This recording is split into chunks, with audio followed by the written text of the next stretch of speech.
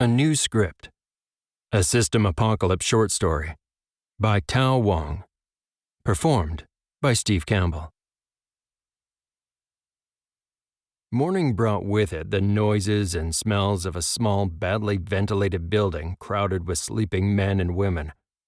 Overnight, the air had grown stuffy and rank, the stink of bloody, uncleaned weapons, dirt-encrusted clothing, and the exhaust of humanity roiled and congealed. The space itself was a previous retail clothing store, once filled with thin, cheaply made female clothing. That clothing had been torn apart and raided for bandages while the once clean, cream-colored walls streaked with blood, soil, and ash. Clothing racks and mirrors had been propped in the corner to make way for bunk beds 3 levels high, offering their occupants no more space than a coffin motel. At least they were better than actual coffins, Jin admitted to himself. That had been a bad night. And waking up these days was no longer a long, torturous process of convincing his lazy body to move. Weeks of living in fear of the slightest sound had ingrained new habits. Now, Jin first brushed his hand across the beam pistol by his side, and then he eyed the other occupants of the store. Most were dressed in the eclectic pickings of a sci-fi and medieval flea market, some already stirring like him, even though the morning was still young. Directly across from him, Fatima slept in a dark steel scale mail jacket. A nano-woven head covering kept her hair hidden and her ears protected from damage, while a pot helm rested beside the team's actor and their only frontline fighter. On the bunk below Fatima, Ian was dressed in a nano-woven jumpsuit in gray and black, the tightly woven material keeping his once portly frame together in a tight package. The jumpsuit was one of the more common designs, both practical, self-cleaning to a degree, and cheap to purchase, available from the system store. It was what Leo, on the topmost bunk, and Jin was dressed in too. Isabel, their director and team leader, on the other hand, had chosen to stay in floral dress and tights, though Jin could not see her from his spot. With the system's enhancements to her charisma, she looked more like an international model than the fresh-faced college student she had been a bare few months ago, back when they were all just students, before the system, before the apocalypse had taken any kinds of normality or sense with it. Now monsters roamed the streets. They all had classes and skills, and aliens called themselves their overlords. Now the surviving humans had to fight, kill, and level. Satisfied that his team was still here and alive, Jin rolled out of bed, beam pistol sliding into his shoulder holster the moment his feet hit the floor. A second later, the shriek of unoiled metal grates erupted through the room, signaling the official start of the morning. Early morning sunlight bathed the room, revealing other occupants on their feet, some with breakfast in their mouths. "What time is it?" Ian complained, rubbing at his eyes. The short, bulbous-nosed editor was a night owl, constantly preferring to stay up late. Even the apocalypse had yet to change his behavior. "Time to get your lazy human asses out of my building." The grating voice that called to them originated near the doorway. There, 𝗪𝗄𝒄𝒄𝒄𝒄𝒄, the aqua-green merman, stood, tapping one finned foot. The merman was clad in a green and blue diving suit, clear tubes floating around 𝗪𝒄𝒄𝒄's neck where water flooded into and out of his gills. Considering 𝗪𝒄𝒄𝒄's voice was artificial, it made no sense that it was so grating and rude. Then again, it did not matter. The aliens treated humanity like dirt, and they took it. For now. All around, Jin sensed the pull of mana, that strange energy that powered both their skills, their spells, and their bodies, as other occupants triggered cleanse spells. The simple and cheap spell washed away the accumulated funk in the room and their targets, relieving many from the need to wash or brush their teeth. "Two things," 𝗪𝒄𝒄 called out as some of the occupants began to make their way out. "Rent for tonight's 50 credits per person. Also, reservations and curfew expire at 8 from now on." That's outrageous, a female from the back shouted. You're banned. Get out. 𝗪𝒃𝒻𝒃 didn't even bother to argue with her. The shock on the woman's face was matched by the looks of pity she received. Without a safe zone to sleep in at night, her expected life expectancy had dropped to days. Anyone else? The challenge saw no takers. The fluid around 𝗪𝒃𝒻's gills turned purple and swirled away before the alien jerked a webbed hand to the door. Then get out. One by one, the occupants streamed out, stopping only long enough to pay their reservation fee to 𝗪𝒃𝒻. By this point, Jin had learned enough alien body language to confirm that 𝗪𝒃𝒻 was literally gloating. Outside, the team moved down a few doorways carefully, watching the abandoned retail complexes on Lynn Valley Road as they headed for open space and the residential neighborhood up the street. As they were in the north shore of Vancouver and thus close to numerous greenery and the mountains, zone levels escalated rapidly. And while monsters generally kept to their zones, it only took one out-of-level encounter to make the group wary. Worse, most of the neighborhood had consisted of single detached housing filled with older residents. That meant there had been a higher-than-normal number of deaths during the system advent, leaving a large number of monsters to roam unchecked. It was why the team chose this place, why they worked the surroundings on a daily basis. More monsters meant more credits and experience. After so many weeks, the group was used to working together, taking turns eating, drinking, and swilling coffee as they walked. Once they were a couple of blocks away from the shop, they took station in the middle of the crossroads, each facing a different direction. Only Ian stayed in the center, watching over the group as a whole. God damn it. 50 credits each? We'll barely be able to save anything, Fatima said. Language, Leo chided. He rubbed at the small cube at his side in nervousness, checking that the folded shield was in place.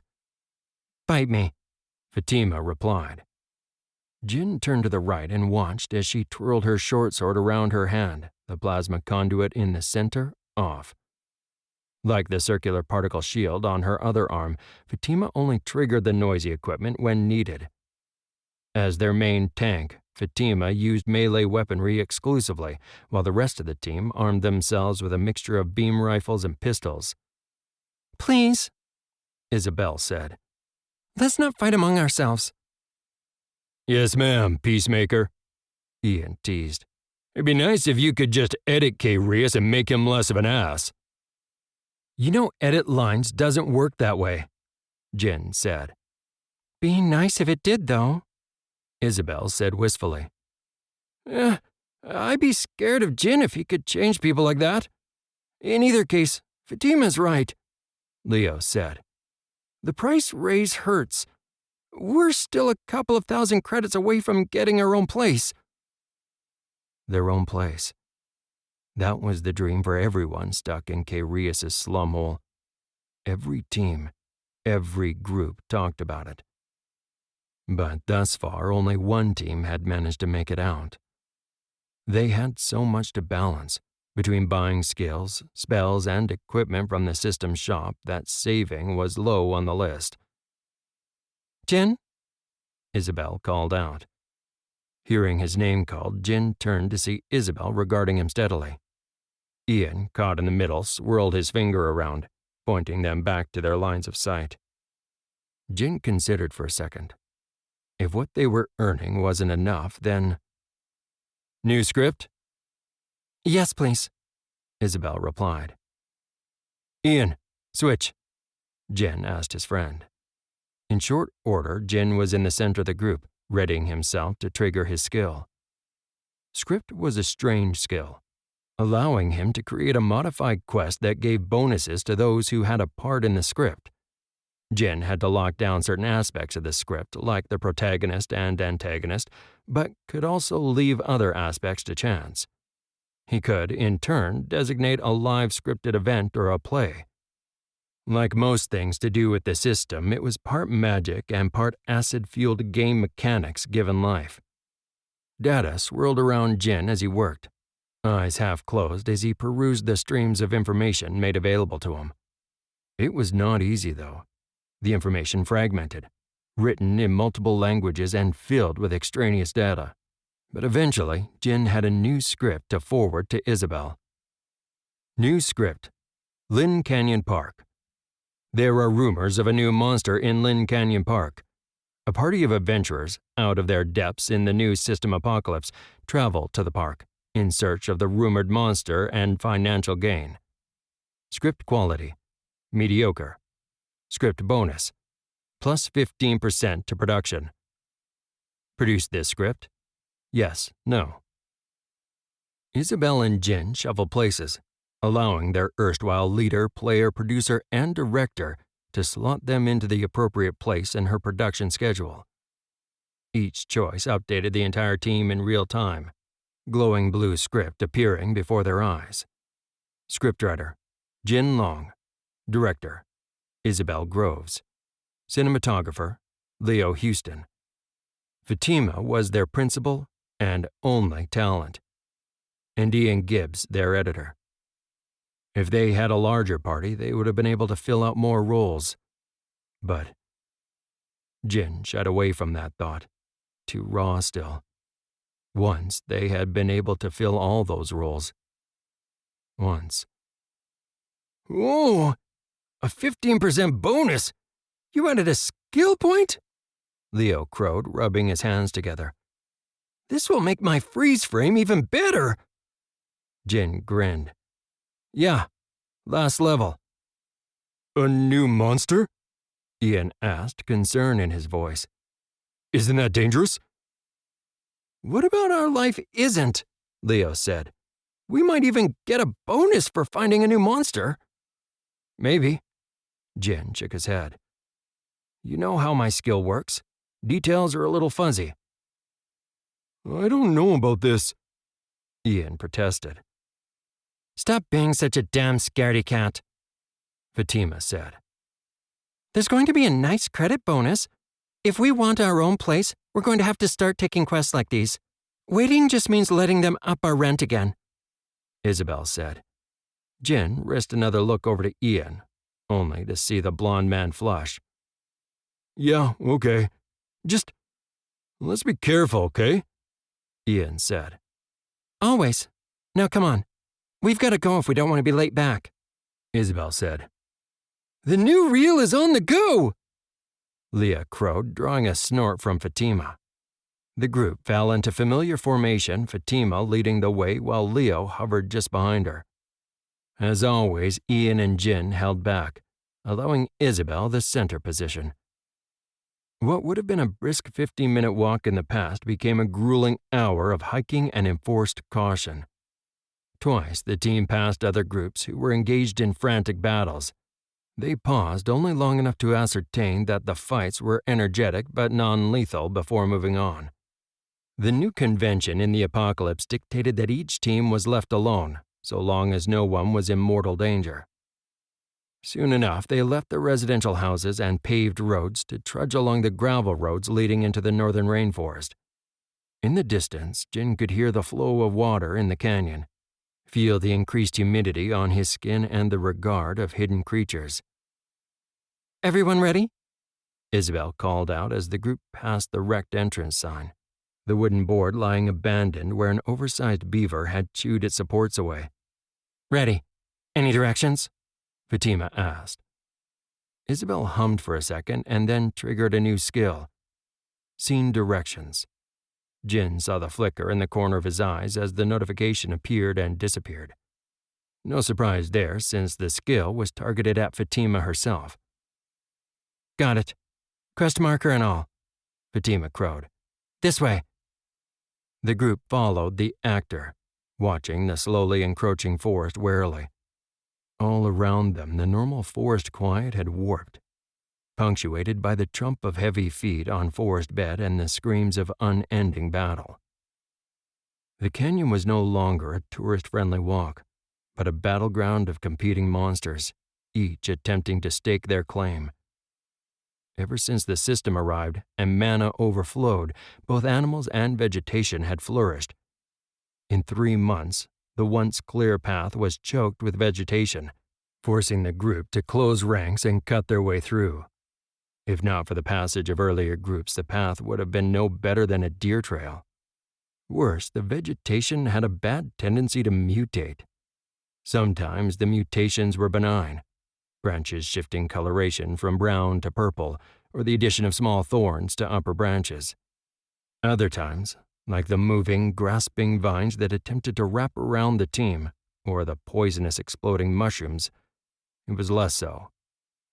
The squirrels hit them as they finished rushing out of the field of exploding mushrooms, choking on the cloying spores in their lungs. The poison within doubled their vision and made them gasp for clean air. The first mutated squirrel, now a foot tall with razor-sharp teeth and bushy tail of serrated fur, threw itself from a tree at Fatima, only to be intercepted by her shield. A follow-up thrust skewered the falling squirrel, ending its life. That was just the first of many. The scurry of squirrels emerged from the dense undergrowth to nibble at ankles or launch additional airborne attacks. Isabel caught one on the body of her beam rifle, while Jin missed his own grab. The squirrel latched onto his chest and tore into his collarbone without mercy. "Freeze frame!" Leo called out. Not that he needed to use his voice, but the boisterous cinematographer enjoyed it. The skill froze the attacking squirrels on one side, giving both Ian and him a chance to shoot the frozen creatures. In the meantime, Jin managed to yank his attacker off and stomp on it. At the forefront, Fatima used her gift of improvised acting to borrow skills and wield her sword. To Jin's chagrin, even after stomping on the monster a couple of times, it would not die. Rather than let the monster escape, he set his entire body weight to pin the creature and fired his beam pistol point blank into its head. Only then did it finally die, leaving Jin to wrinkle his nose at the smell of burnt flesh and fur. It was because of these ridiculous damage-balancing aspects of the system that guns, human-made guns and explosives, had become defunct. If something wasn't system-registered, it did little damage. The weaponry, the spells that they wielded had to be purchased at the shop in the center of town or be worthless. And since Jin had no special unarmed combat skill, his stomping had done little to the overpowered squirrel monster. "Damage?" Isabel called out as Jin got back up after looting the squirrel. "Another suit," Jin called out. The bleeding on his chest continued, but by now all of them had learnt to ignore minor injuries. The system would heal them, and anything short of dismemberment or death could be healed in 10 minutes. "Need an edit here," Leo said, trying to hide the pain as he leaned against a nearby tree. "Got my Achilles heel." "Hold still," Ian said. The once heavy-set editor crouched beside Leo, peering at the ankle. He twitched his hands, framing first the ankle and then pulling back with his hands. An image of the damaged and bleeding ankle detached from the leg, allowing Leo to breathe easier. Ian clapped his hands together and then made a tossing motion with his hands, discarding the image. A second later, Leo was bouncing on his now pristine leg. Fixed. "And you're sure that's not a time-aspected skill?" Leo stroked his goatee as he peered at his now fixed ankle. "I'm sure. And I can only do small edits right now. And I gotta catch it fast, too," Ian said. "It's just like Jin's edit line skill. System idiocy." "All right, enough. We should get going. And keep an eye out for more monsters," Isabel commanded. As they got ready to go, Jin could not help but smirk internally. They might not be your regular combat team, but they had learned to make do with their skills. You just had to get a little creative. "This the spot?" Jin asked Fatima an hour later. If it was, the location was less than impressive. From the ridge the team was currently occupying, they could look down into the canyon clearing. The current canyon clearing was carved from the river overflow, leaving it dry in these summer months. The entire space was around 30 feet wide from ridge to the sloping hillside where the monsters resided. Running along the edges of the cliff and both ends of the clearing was a variety of small, normal-looking green bushes. The area around the entrance to the lair, a small cave, had been flattened through repeated movements. Unless the quest marker's wrong, I'm bloody sure it is, Fatima said.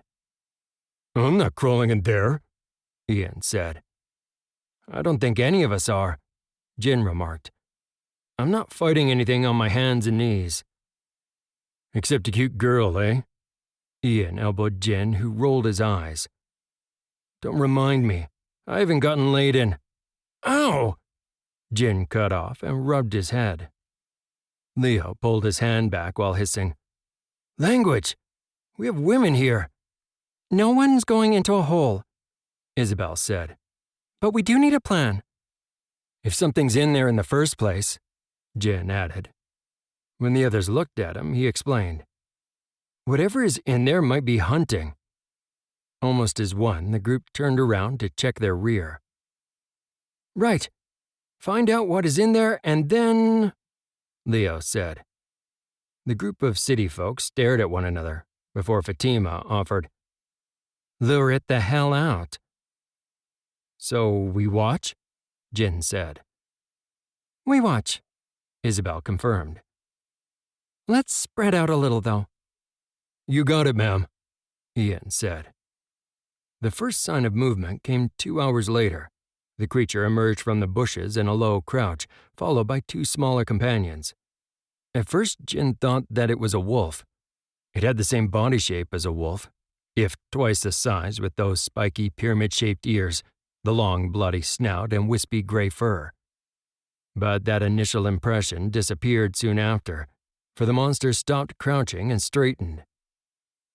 Upright, the monster still did not look right. Its shoulders and chest region hunched and warped. The limbs hanging from it not really meant for use as arms nor as legs for running. Yet for all its strange appearance, when it turned to review its lair, there was a malicious viciousness in its eyes.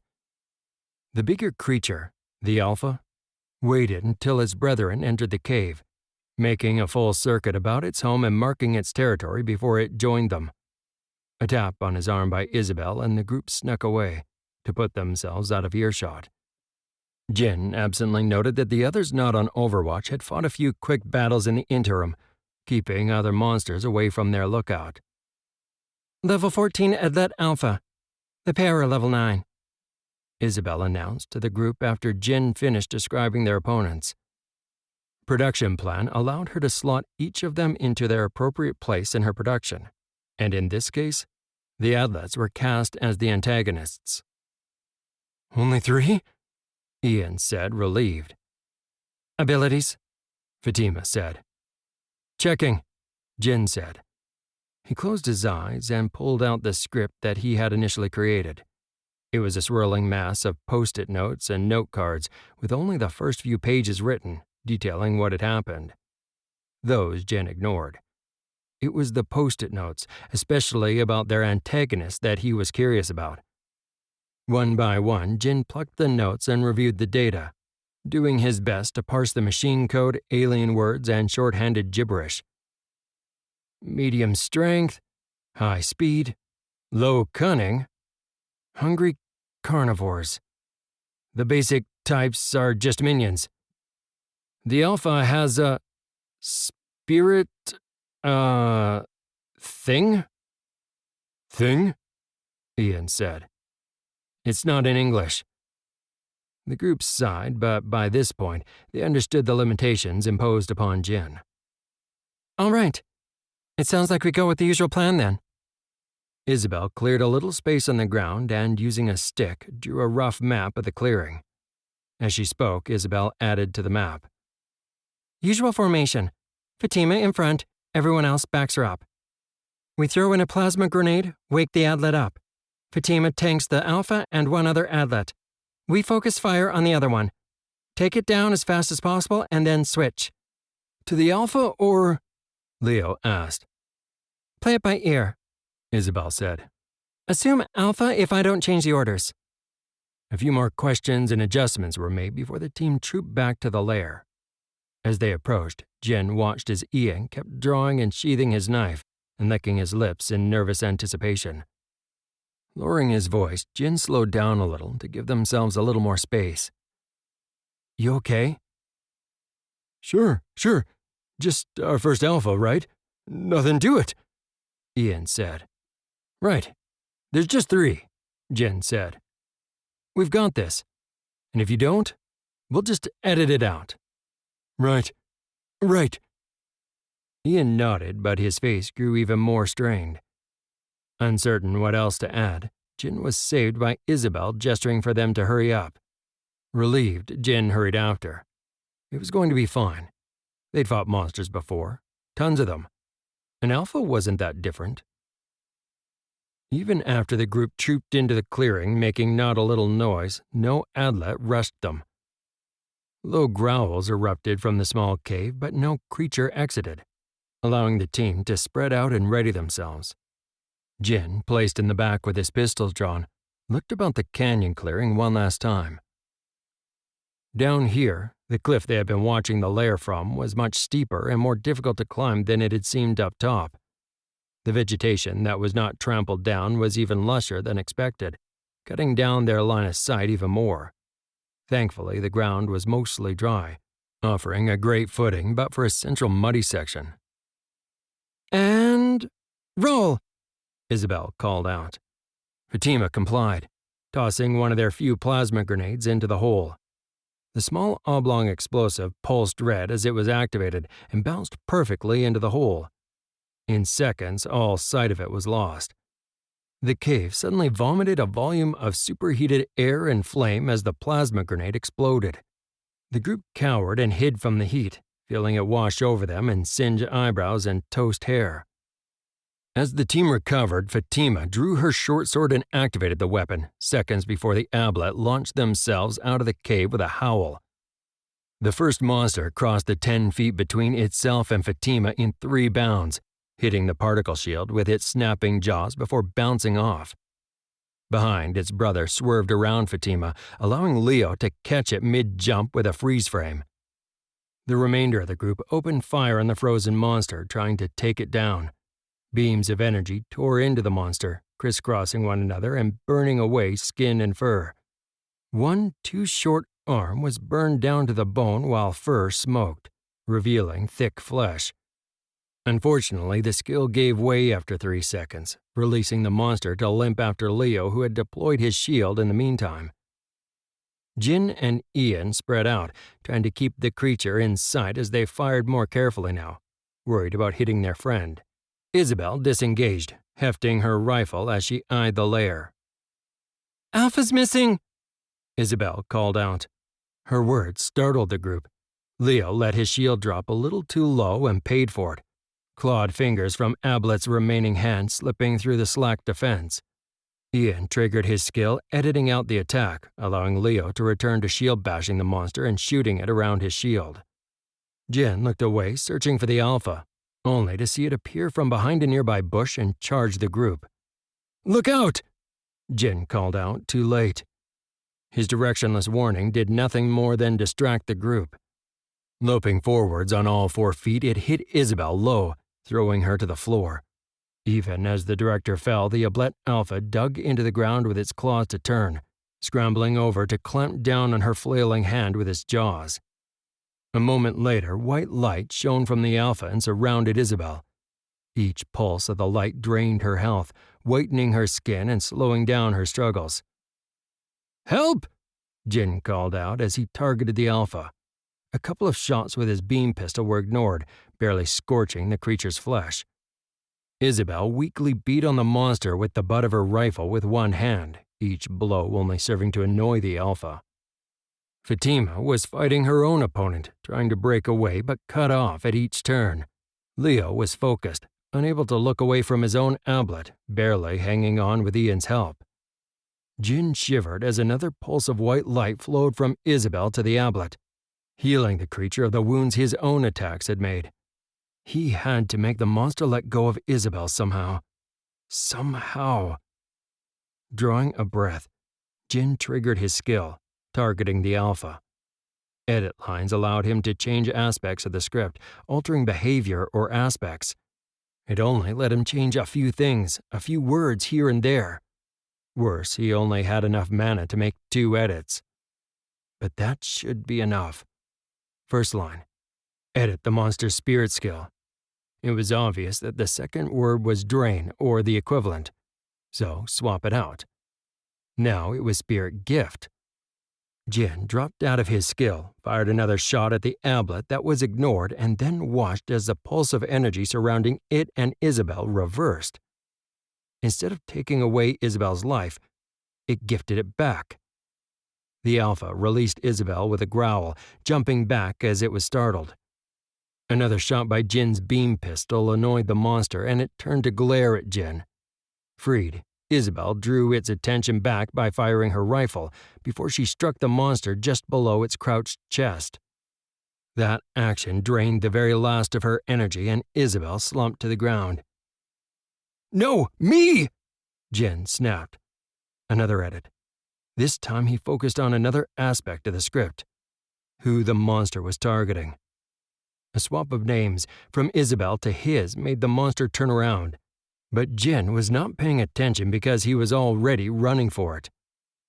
It took a good 10 feet before Jin dared look back and realize the foolishness of his plan. Even if the ablet was not made properly, the creature's higher attributes and 4-legged lope was faster than his own too. At the last minute, Jin threw himself to the side, narrowly dodging the leaping monster. Skidding along the grass, his bare skin tore on the ground as he came to a stop. Before he could rise to his feet, the ablet had made his way over to leap at Jin's throat. Raised hands managed to ward the creature off, holding the monster away by its thin shoulders. Together, the pair fell to the ground with a thump. The alpha crouched over Jin, snapping at his face, attempting to tear him apart. Again and again it lunged, and Jin twisted and jerked, dodging against the ground. A bad dodge had canines tearing at his cheekbone, drawing blood. As the creature lunged again, a sudden burst of inspiration made Jin throw his arms around the ablet's neck and hug it to him. Tiny arms with distorted claw fingers tore at his body as it scrambled against his chest, but the more dangerous mouth was kept away. Together, the pair thrashed about the clearing, grappling for dominance. "Jin! Jin!" Fatima screamed. "He's not listening," Leo snapped. "Break apart!" Isabel cried, triggering her scene direction skill. It made Jin throw his hands apart, made him scurry away while kicking at the surprised monster. Before it could recover, his friends attacked. "Freeze frame!" Leo cried. As Jin attempted to roll to his feet, he took in the clearing. Around him, his friends were gathered and focused on the alpha. In the background, the dead bodies of the other ablet lay, their flesh sizzling. Tired feet gave way as Jin made it up halfway. Blood and pain finally making their way past the adrenaline, and Jin sat with a thump. The alpha unfroze, but Fatima stepped in its way, bouncing it off her particle shield. Together, the reformed team worked to kill the monster. This time, their teamwork worked perfectly, and the alpha fell, keening in death. "Good job!" Ian slapped Jin on the shoulder, making the man groan. Already, the torn skin on his chest and stomach was patching itself together. "How?" "Isabel," Jin said, shaking his muzzy head. "I edited the damage. Between that and regeneration, she got back on her feet," Ian said. "I'm out of mana, though, so we'll need to do this old school." Jin touched his face, feeling the torn flesh, and then looked at his torso. Exhaustion washed over him, and he let himself lie down. Ian snorted, pulling out bandages and a squirt bottle of water. "Just gotta clear the debris. Regen will take care of everything else." To distract himself, Jin watched as his friends moved around the bodies, looting the corpses via the system before taking out hunting knives. As bad a job as they might do cutting the creatures apart, the bodies would be of use to the craftsmen. A moment later, Jin rolled his head to look away from the bloody task. In the corner of his eyes, another notification. Latching on to that less bloody distraction, Jin was surprised to see that he'd leveled up. Fighting Alpha seemed to be worth it at the least. "How much did we make?" Jin asked as the group finally reconvened. After the fight, they made their way back to town, stopping off at the small office building the craftsmen had made their own to sell off the torn body parts. Meat would be used for the stew pots, the bones, teeth, and claws for crafting weaponry. Most of the weapons crafted by the craftsmen were of low quality, and thus the prices they were willing to pay for the materials similar. But it was better than nothing. "Just over 700 credits for the pot," Isabel said. "What?" Leo exclaimed. "The Alpha got us a bonus, same with them being new monsters," Isabel explained. "Does that mean?" Fatima asked, eyes wide with hope. Isabel shook her head. 1,200 more. Silence fell over the group at her pronouncement. Even if they threw in a few credits each, they wouldn't have enough. If that was the case. "Guess we're staying at 𝗪𝒿𝒻𝒃 again," Leo said fatalistically.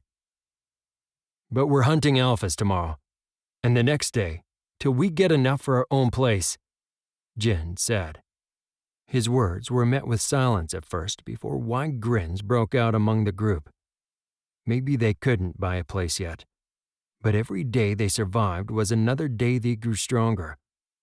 One day the struggles would end, and they'd remake their lives. One day. This has been A New Script, a System Apocalypse short story, written by Tao Wong, performed by Steve Campbell. Copyright 2020 by Tao Wong. Production copyright 2021 by Tao Wong. All rights reserved.